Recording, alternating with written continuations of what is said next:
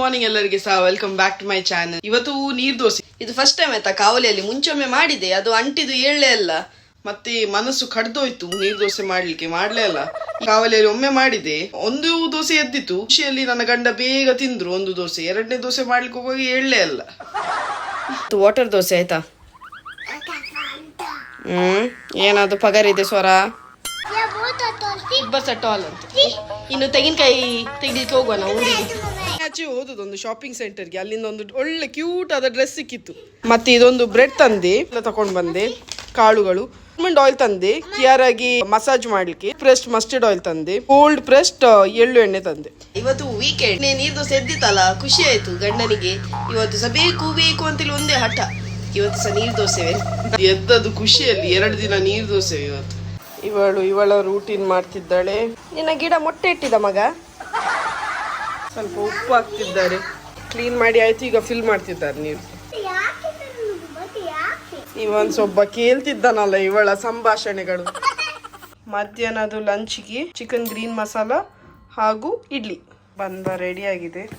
ಊಟ ಎಲ್ಲ ರೆಡಿ ಆಯ್ತು, ಇನ್ನು ಬ್ಯಾಟಿಂಗ್ ಮಾಡಿದ್ರೆ ಆಯ್ತು. ಯಾರ್ದೆಲ್ಲ ಇದು ಫೇವ್ರೇಟ್ ಕಾಂಬಿನೇಷನ್ ಕಮೆಂಟ್ ಮೂಲಕ ಹೇಳಿ. ಹೋಗೋದಕ್ಕಿಯಾ ಬೀಚ್. UAE ಅಂದ ಕೂಡ್ಲೆ ಮಂಡೆಗೆ ಬರುದು ಅಲ್ಲೆಲ್ಲ ಮರಳೇ ಅಲ್ಲ ಮಾರೆ, ಶೆಕೆ ಮರಳು ಅಷ್ಟೇ ಅಂತೀಲಿ. ಆದ್ರೆ UAE ಅಲ್ಲಿ ಸಹ ಇಂತ ಒಳ್ಳೆ ಸೀನಿಕ್ ಜಾಗ ಉಂಟಾಯ್ತಾ. ಊರಲ್ಲೆಲ್ಲ ಹೇಗೆ ಒಳ್ಳೊಳ್ಳೆ ಸೀನರಿ ಉಂಟು, ಹಾಗೇನೆ ಇಲ್ಲಿ ಸಹ ಒಳ್ಳೊಳ್ಳೆ ಸೀನರಿ ಉಂಟು. ಒಂದೇ ಮಿಸ್ಸಿಂಗ್ ಆಯ್ತಾ, ಊರಲ್ಲಿ ಗುಡ್ಡೆಗಳಲ್ಲೆಲ್ಲ ಎಲ್ಲ ಗಿಡಗಳೆಲ್ಲ ಇದ್ದು ಇನ್ನೂ ಚಂದ ಕಾಣ್ತದೆ.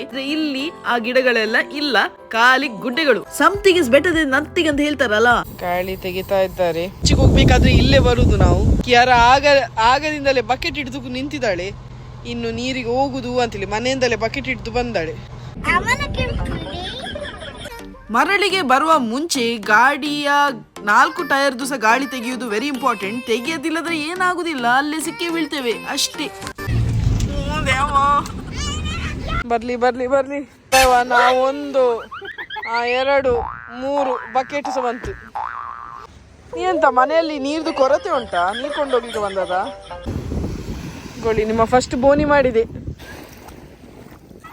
ಮಾಡ್ಬೇಡಿ, ನಾವು ಕಿಯಾರ ಸ್ವಿಮ್ಮಿಂಗ್ ಕಲಿತಿದ್ದಾಳಲ್ಲ, ನೀವು ಡೀಪ್ ಅಲ್ಲಿವರೆಗೆ ಹೋಗಿ ಬನ್ನಿ, ಅವಳು ಬಚಾವ್ ಮಾಡ್ತಾಳೆ.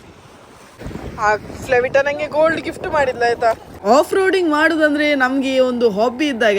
ನಮ್ಗೆ ಇಷ್ಟಪಟ್ಟ ಕೆಲಸ ಎಷ್ಟು ಕಷ್ಟ ಇದ್ರೆ ಸಹ ನಾವು ಮಾಡ್ತೇವಲ್ಲ. ಖಾಲಿ ಏರಿಯಾ, ಶಾಂತ ಏರಿಯಾ, ಯಾರ್ಸ ಇಲ್ಲ, ಲೈಟ್ ಸಹ ಇಲ್ಲ.